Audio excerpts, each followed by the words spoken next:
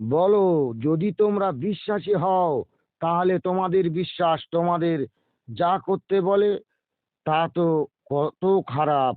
বলো, আল্লাহর কাছে পরকালের নির্বাস যদি অন্য লোকেদের ছাড়া কেবল তোমাদের কাছে সুন্দর হয়, তাহলে তোমরা মৃত্যু কামনা করতে পারো যদি তোমরা সত্যবাদী হও। কিন্তু তাদের কৃতকর্মের কারণে তারা কখনো তা করবে না। সূরা 2 আয়াত 93, 94, 95। হযরত আবুল হাসান নুরি রহমাতুল্লাহ আলাইহি এশক ও মারফাতের জ্ঞানী বুজুর্গ ছিলেন। অন্ধকারে তার দাঁত থেকে আলো দেখা যেত।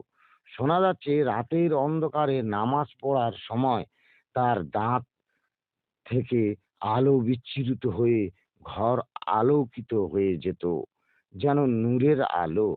এজন্য লোকে তাকে নূরি নামে ডাকতো। একদিন হযরত নূরি কাপড় উপরে রেখে গোসল করছিলেন।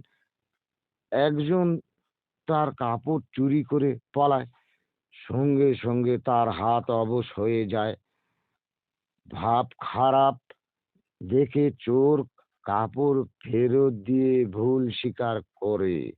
নূরি রহমতুল্লাহ আলাইহি দোয়া করে দিলেন।